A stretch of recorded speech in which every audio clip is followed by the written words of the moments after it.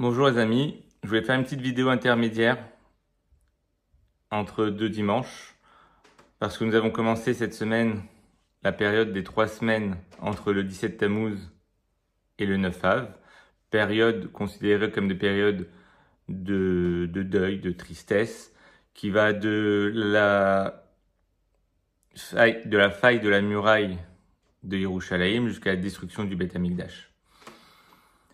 Déjà, ce qu'il faut savoir, c'est le 9 Av, l'origine du 9 Av. Pourquoi est-ce que cette date-là est la date de tous les malheurs pour le peuple juif? La toute première fois qu'il y a eu un événement qui s'est passé tragique pour le peuple juif, le 9 Av, c'était le retour des explorateurs de la terre d'Eretz Israël que Moshe Rabbeinu avait envoyé. Ils sont revenus le 9 Av, ils ont fait leur rapport calomnieux sur la terre d'Israël. Les Bnei Israël ont cru à ce rapport-là et ils se sont mis à pleurer. Akadosh Baruch Hu dit, le Midrash, il a dit, vous avez pleuré pour rien, alors je vais vous donner cette date-là, des raisons pour pleurer. Et on connaît tous les malheurs qui sont abattus sur le peuple juif le 9 Av, la destruction des 2 Beth Amikdash, et plein d'autres malheurs qui sont arrivés à cette date-là, qui sont mentionnés dans l'Agmara. Donc, déjà, l'origine même du 9 Av, c'est un manque de reconnaissance d'Akadosh Baruch Hu, un manque de Emouna en Akadosh Baruch Hu, de ne pas avoir confiance qu'Akadosh Baruch Hu nous a envoyé sur la terre d'Israël, qui est une bonne terre, et d'avoir cru ces explorateurs, et plutôt que de croire à Akadosh Baruch Hu. Ça, c'est une chose.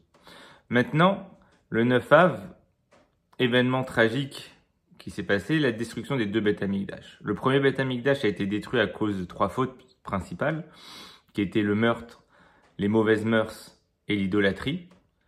Et ça, Hachem a, entre guillemets, pardonné au Bnei Israël en 70 ans, puisqu'il a permis la reconstruction du 2e Beth Amikdash 70 ans après. Par contre, le 2e Beth Amikdash qui a été détruit, qui n'est toujours pas reconstruit à l'heure où je fais cette vidéo-là, il a été détruit à cause d'une chose, la haine gratuite. La haine gratuite, ça veut dire que chacun porte un mauvais regard sur son prochain, porte des mauvaises intentions à son prochain. Maintenant, si on veut réparer ces fautes-là, la faute qui a causé la destruction du Beth Amikdash et la faute qui est responsable des malheurs successifs du 9 Av, il y a 2 choses à faire. Premièrement, aimer son prochain d'un amour gratuit, à Avat Rinam. Ça, c'est pour réparer la faute qui a causé la destruction du Beth Amikdash. Deuxièmement, pour réparer la faute qui a causé le 9 Av pour des générations et des générations, c'est d'arrêter de se plaindre de ce qui nous arrive, de remercier Akadosh Baruch Hu et d'être toujours heureux de ce qu'Akadosh Baruch Hu nous envoie, du sort qu'il nous envoie, des cadeaux qu'il nous envoie quotidiennement. C'est en réparant ces 2 choses-là, on pourrait inverser tout et arriver au 9 Av avec la venue du Mashiach. Ce qu'il faut savoir, c'est que dans la Gemara, c'est écrit que le 9 Av, c'est le jour de la naissance du Mashiach. Alors si on dit la naissance, on se dit il va naître aujourd'hui, mais le temps qu'il grandisse et qu'il arrive Mashiach, c'est pas tout de suite. Mais on parle pas de naissance au sens physique du terme. La naissance, c'est un dévoilement. On parle aujourd'hui qu'on est dans les douleurs d'enfantement du Mashiach. On est comme une femme qui est en train d'accoucher, qui souffre, qui crie, qui a mal. Et les Chachamim disent aujourd'hui, on est quasiment à la fin de cet accouchement-là, que la tête, elle est presque sortie. Eh ben, le 9 Av, ça peut être le jour de la sortie du Mashiach, du dévoilement du Mashiach, que le Mashiach se dévoile au monde entier. Et ça serait la fin de l'accouchement, une fin heureuse. Et ça, c'est si nous, on est capable aujourd'hui, pendant les 3 semaines qui nous restent, de réparer ce problème d'haine gratuite et le problème de se plaindre toujours et de tristesse et d'être toujours joyeux. Pour arriver à aimer son prochain, on va partir d'une phrase qui est un klal gadol, une grande généralité, un grand principe de la Torah que Rabbi Akiva nous a dit, Klal Gadol Batora, c'est Ve'ahavta l'ereacha kamocha. Tu aimeras ton prochain comme toi-même. On va prendre un petit peu le mot Ve'ahavta l'ereacha, et on va le disséquer un petit peu au niveau grammatical. En hébreu, le suffixe cha, ça veut dire ton prochain, toi. C'est une contraction en fait d'un mot qui est lecha ou shelcha, qui est à toi, pour toi. Et donc si on dit ve'ahavta l'ereacha kamocha, reacha, ça serait composé de deux mots, ra, cha. Ra, ça veut dire mauvais, et cha pour toi ou à toi. Donc, si on dit ve'ahavta l'ereacha kamocha, tu aimeras celui qui est mauvais pour toi, kamocha comme toi. Ça veut dire quoi? C'est-à-dire qu'il faut aimer, c'est facile d'aimer celui qui nous aime.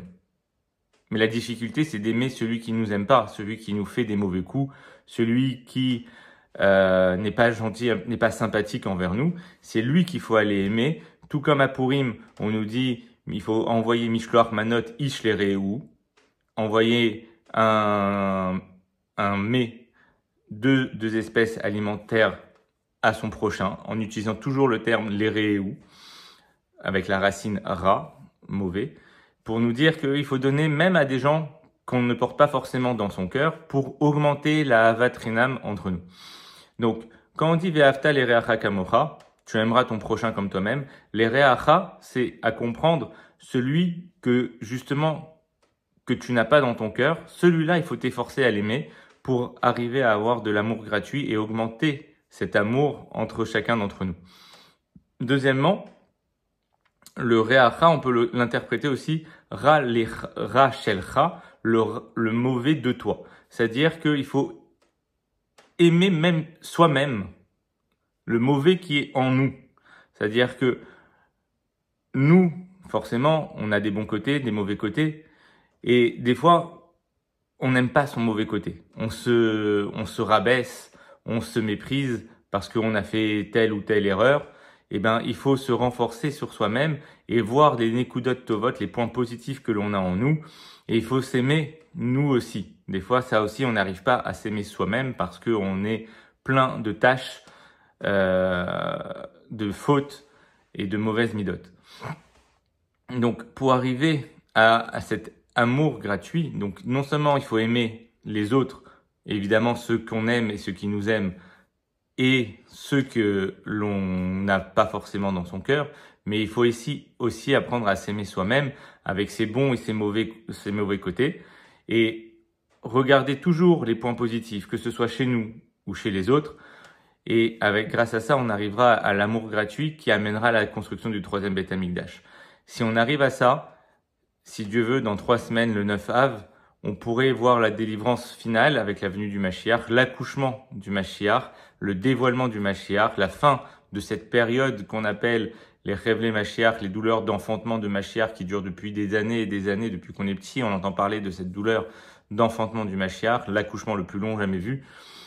Eh ben, il pourrait prendre fin là dans 3 semaines si avec tous vos efforts, on arrive à l'amour gratuit entre nous et à ne plus se plaindre de ce qui nous arrive, à remercier Akadosh Baruch Hu, avoir confiance en lui, qu'on est toujours dans ses bras, dans le bon, et si Dieu veut, on verra de grandes délivrances pour nous, le peuple d'Israël, les soldats, les otages, si Dieu veut, avec la reconstruction du troisième Beth Amikdash, très très bientôt.